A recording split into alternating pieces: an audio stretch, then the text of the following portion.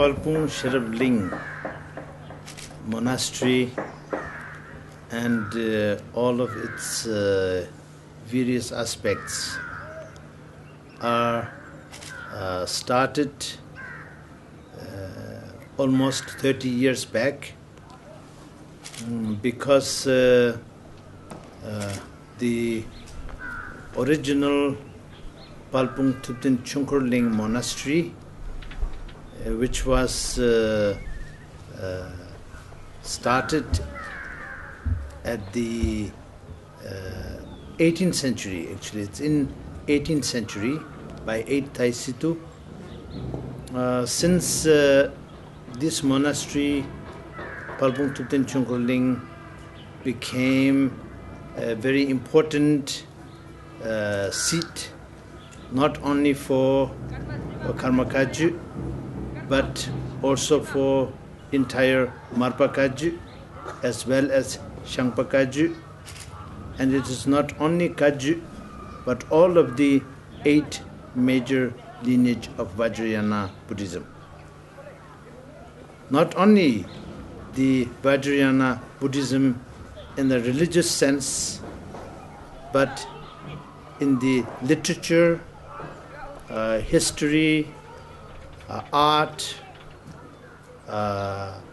and also astrology and medicine. And not only in Tibetan language, but also in Sanskrit language. And this way, the Palpung Thupten Chungkur Ling became a very important seat for Renaissance of Vajrayana Buddhism and all the culture and heritage which is related with it, such as language, translation from Sanskrit to Tibetan, from Tibetan to Sanskrit, from Tibetan to Nepalese, and Nepalese to Tibetan, and also from Tibetan to Chinese, and from Chinese to Tibetan. So for all of these past almost 300 years, the Palpung Thupten Chungkur Ling has been a very important seat. And it is actually beyond religion and beyond one language. It became universal seat for Renaissance. Now, since this seat, the Palpung Thupten Chungkur Ling, has been disabled and almost totally destroyed, then the need for constructing a seat which represents the same thing became inevitable responsibility of me, because when I was 18 months old, I'm enthroned as the 12th Thai Situpa. So it is, whether I like it or not, it is my duty to uphold and continue the great legacy which is contributed by 8 Thai Situ, 9 Thai Situ, 10 Thai Situ, 11 Thai Situ. And not only that, before 8 Thai Situ, the seat of Thai Situpas are Chamgon, and that is from 1st Thai Situ to 8 Thai Situ. But even before the 1st Thai Situ, during the time of Ndongun Rechin, then he became a very important master of the Chamgon, and later his incarnations became the head of the Chamgon monastery. And before Ndongun Rechin, then a great Tibetan master such as Marpa Chuchi Lodu, who went to India 3 times and who spent more than 21 years in India learning very sacred teachings, transmissions from great Indian Mahasiddhas such as Naropa and Maitripa, etc. And including Hey Vajra Tantra, he brought 13 main tantras and all of its practices, empowerments, and all the various aspects of those tantras, such as empowerment and meditation instruction, mandala, the sadhana, all of that he brought from India to Tibet. And this became the Marpa Kaju lineage. And now, prior to Marpa Lotsawa, great Bodhisattva Maitreya was coronated by Buddha Shakyamuni when he descended from Tushita heaven to earth to be the 4th Buddha of this eon among the 1,000 Buddha. And since then, in Tushita heaven, the Lord Maitreya, who is encrowned by Buddha Shakyamuni, is the Lord of Tushita. And so all of this became something that I have to uphold. I am what I am, I know, but at the same time, it is my duty towards Lord Maitreya, my duty towards Guru Padmasambhava, my duty towards Marpa Lotsawa, my duty towards all the great masters from Drungan Rechin to first Thai Situ, and from first Thai Situ, that is in 15th century, till 8th Thai Situ, that is in 18th century, from 8th Thai Situ to the 11th Thai Situ, so up to today. So it became my responsibility.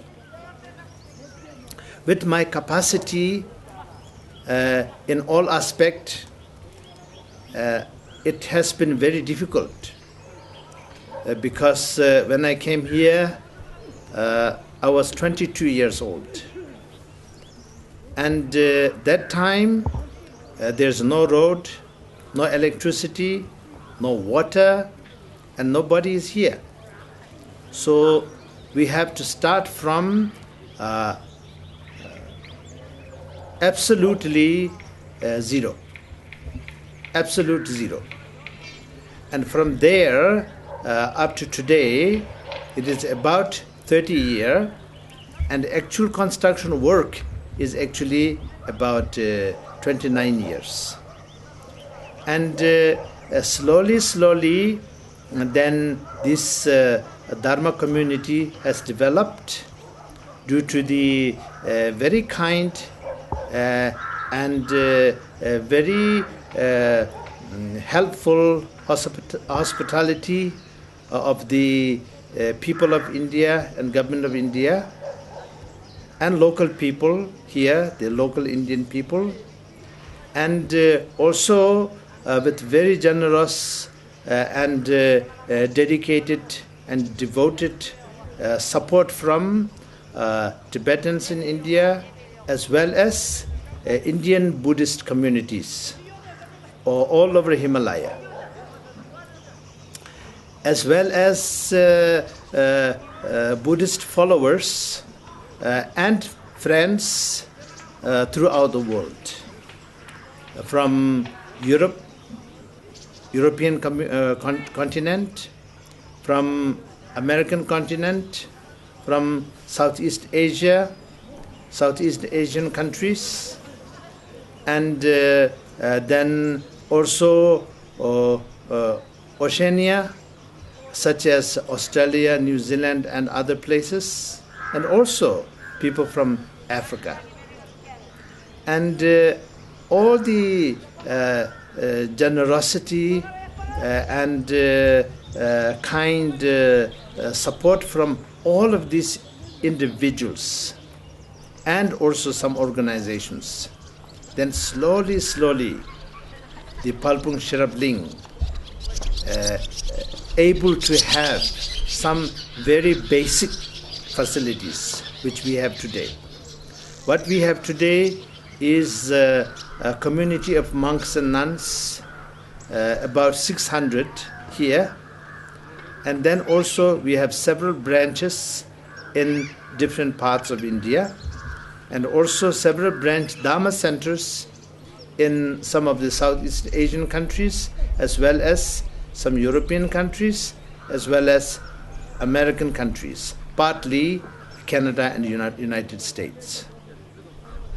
And these centers are directly affiliated with the Palpung Sherabling Monastery, and there's many other centers which are related with the Palpung congregation, which is not exactly and not necessarily under the administration of the Palpung Sherabling Monastery, but historically connected, established by great masters who originated from the Palpung Monastery, especially since the 8th Thai Situ and 9th Thai Situ, 10th Thai Situ and 11th Thai Situ.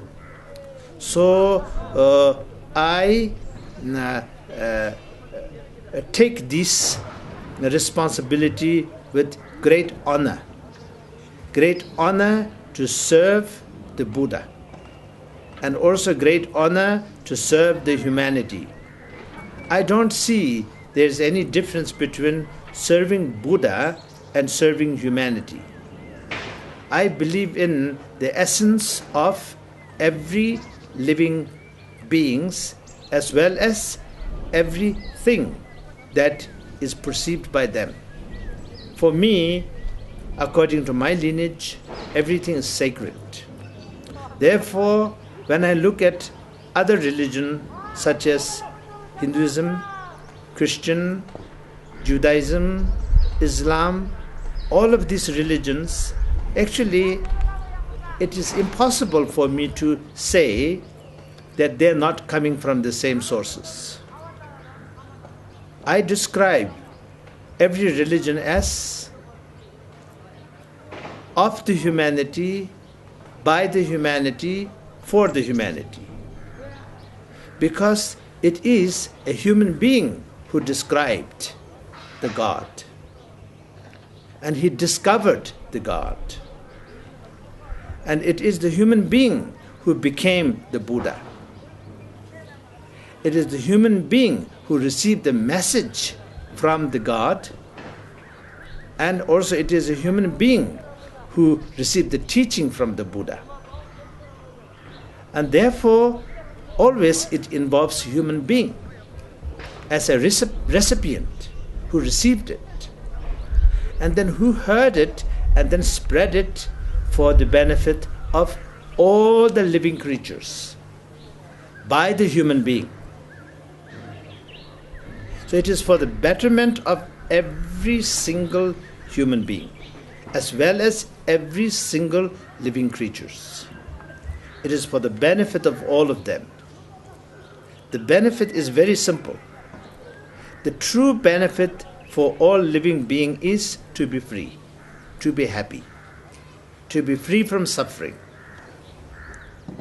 You and I can never find one single living creature in the entire existence who don't like to be happy and who like to suffer. You can never find. Therefore, it is the ultimate happiness and ultimate freedom which have no limitation. That is what we as a Buddhist call Buddhahood. And I think that can be described as also salvation. And everything that is involved in building a monastic community such as this one, it is for this purpose, not for any other purposes. I also have great interest in building hospitals and schools, and also providing people ideas so that they can have a better, innovative, a creative commerce, so that people will make money as well as they will not destroy the environment. And it will benefit everyone. So I have interest in all of these. But my interest is one thing, and my duty is another thing. My duty is to build monastery, to preserve the sacred lineage, and that is my duty. And of course, when my duty is fulfilled, then I definitely wanted to also put effort in the other direction, which is to assist humanity in a relative, temporary sort of manner. For example, if you build a hospital, you can make people have less pain when they're sick. And you can help them to live another 10 years longer or 20 years longer. When you build a hospital, that is what it is. And when you build a school, then you can provide people education. So the person will be able to hold his or her head high and take care of themselves, rather than become a dependent person. The person become independent, self-sufficient. Person can function by herself or himself. And that is what education provides. You make a good human being, able human being. And when it comes to economy, it is also the same thing. Because entire humanity is in need of something all the time. But as a responsible entrepreneur, one should really think very clearly that what they want is really what they need. And is it really good for them? Is it really good for them, or it is harmful for them? So you create some kind of service for demand, which will be helpful and beneficial for the humanity, not harmful to the humanity, and which will not exploit the environment and resources, so that the entire humanity can benefit from it, not just one group of humanity, the one who uses it and one who provides it, and others who are going to be there in the future when we are gone. And we have to have everything for them as well. We cannot use up everything and then next generation have nothing. That is irresponsible. So this way I describe this as an active peace, because I don't believe in passive peace. Do nothing and everything will be okay. I don't believe in that, because if you do nothing, then others will do everything. So everything will happen and you do nothing, that's all. So active peace means if we do necessary things, put effort and safeguard with a very strong, clear, conscientious, responsible perception and principle, then one can really benefit the humanity. At the same time, oneself also will have a very, very successful life. But I'm telling you this because many times I have this strong urge to do things such as build hospitals, build school, build orphanages, and all these things. I have a very strong urge. But first I have to complete my responsibility. That is to continue the legacy of all the great Thai Situpas. Because I like it or not, when I was 18 months old, I'm enthroned as 12th Thai Situ. And that is what my life is all about. And I have dedicated my entire life for this legacy. And thank you very much for all of you for doing everything that you have done to support my work. And I'm also very, very sincerely wishing to express all of you who have supported all of the great works of other great persons. I'm not saying I'm a great person, but I represent a great person.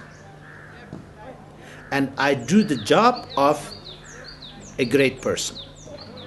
And I try to uphold and cherish the duty of great person and great lineage.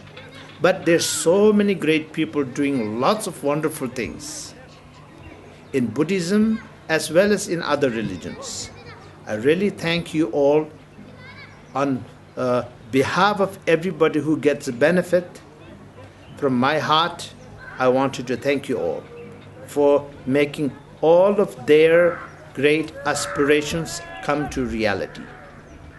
And then, last but not least, I wanted to thank you all for helping me also. Thank you. Thank you very much.